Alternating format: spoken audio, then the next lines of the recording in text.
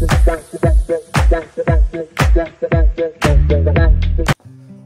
up mga kabombo? Tatalakayin natin ngayon ang isang mainit na, hindi lang mainit, isang issue na tinatanong ng ibang mga tao, ibang mga kalalakihan, o ibang kababayan, o ibang mga tropa ninyo about sa mga babae na kung kailan sila mag-aanak. Makatwiran ba itanong ito or karapat dapat bang itanong ito sa isang couple or sa isang married couple na may anak na ba sila? Kailan silang mag-aanak? Mga ganong tanong. Diba? Parang isang awkward na tanong, lalo-lalo na kung itatanong mo sa gitna ng pag-uusap sa mga kaibigan or kahit saan, anywhere. O tatanungin mo kapag nakita mo sila, "Uy, may anak na ba kayo? O, kailan kayo mag-aanak?" Anong feeling ng tinatanong kapag natanong yung ganun? Parang, diba? Parang, anong magiging sagot mo? Kasi, hindi pa kami magkaanak, or maaaring may issue na masyadong personal, na hindi na kailangang i-brought out pa nung tinatanong dun sa nagtatanong. Kayo mga kabombo, dapat bang itanong ito sa isang kahit na tropa mo or kahit na sabihin mo malapit sa'yo, best friend, kamag-anak, kapamilya? Hindi karapat dapat itanong na masyado ng personal. O maaaring sabihin natin parang tinanong mo lang kasi gusto mong malaman yung feeling ng tinatanungan mo, which is parang mas paano ko ba masasabi, ilang beses na sa kanila tinanong yun, and then syempre iniisip na nila yun, like even before, or even iniisip nila na, o pinag-usapan na nila na mag-asawa, bakit nga ba?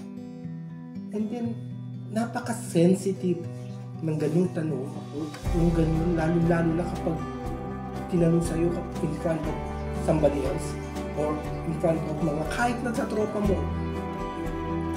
Ano magiging, parang isipin mo naman yung feelings ng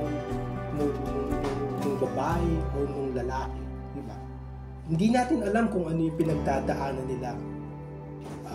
Nakakadagdag yun ng depression, nakakadagdag yun ng pag-iisip na sa dami-dami ng times na tinatry nila, but still, hindi sila makabuo. Isa yun sa mga masakit para sa isang married or mag-partner na gustong bumuo ng pamilya, pero hindi nila magawa kasi may yung, alam mo yung parang may kulang sa kanila na pagkaroon ng pamilya is kailangan natin may anak. Pero yung pagkakataon na yun, hindi pinagkakait, no? Ibig sabihin may problema. Maaaring nagpa-check up na sila sa doktor at nalaman nilang may problema, or maaari namang wala naman totaling problema, pero hindi pa pwede. Hindi pa sila magkaanak. Hindi natin alam kung ano bang issue doon, or genetics, or meron ba talagang may mga comment down below mga kabombo kung ano ba talagang issue, genetics ba, or maaaring masyado kasing medical term yung mga ganon na hindi natin alam kung bakit ba, even though sometimes wala namang problema yung babae, minsan nagpa-check up na sila pero walang problema. Even ganon din sa lalaki, nagpa-check up na rin sila, wala namang problema, but still hindi pa rin makabuo. And what if kung may mga issue, lalo na sa babae, kasi alam naman natin yung babae medyo mas sensitive yung part ng katawan nila compare sa lalaki, diba? Pero yung feeling na ganun, guys, mga kabombo, please, wag natin itatanong yun, or i-avoid natin itanong yun kahit nasa mismong best friend pa natin, o kahit kapamilya pa, o kahit na sino man tao. Kasi parang masakit yun sa tinatanungan mo.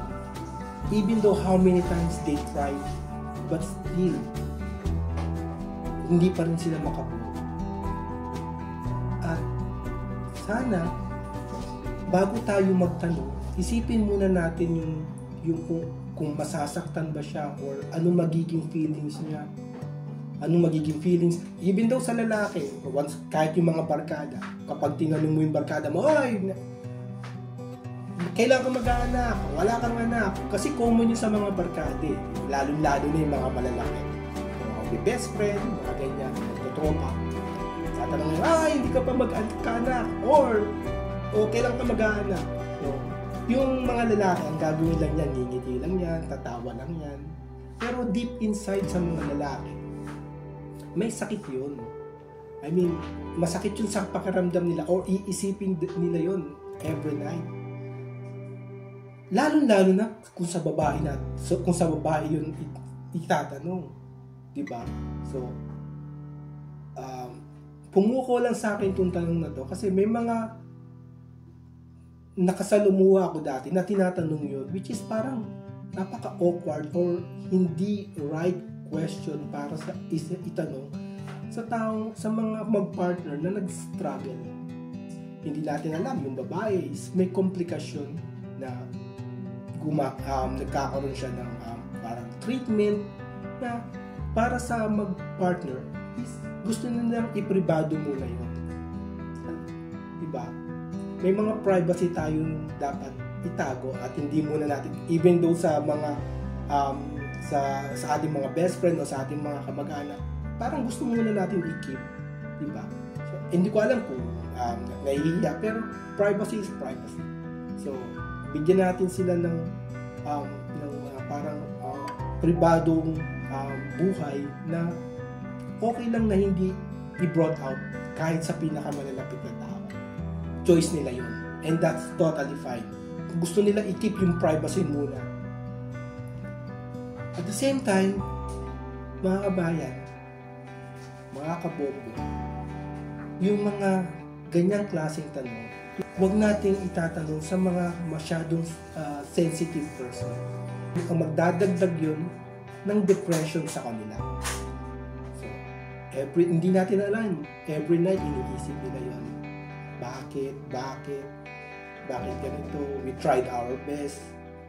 Minsan, pupunta sila sa treatment center. They spend a lot of money.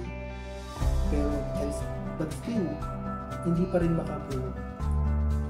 So, sana sa ating sa mga tropa mo, sa pamilya mo, o kahit na sa hindi mo kakilala, like gathering, i-avoid natin yung question na gano'n.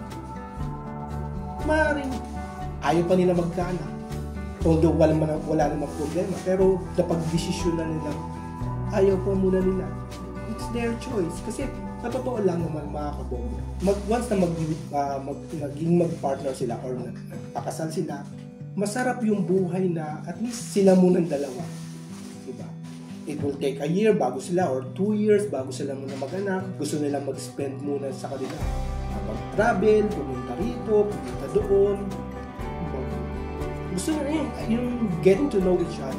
Kasi iba yung magiging pamumuhay nila once na married ka na.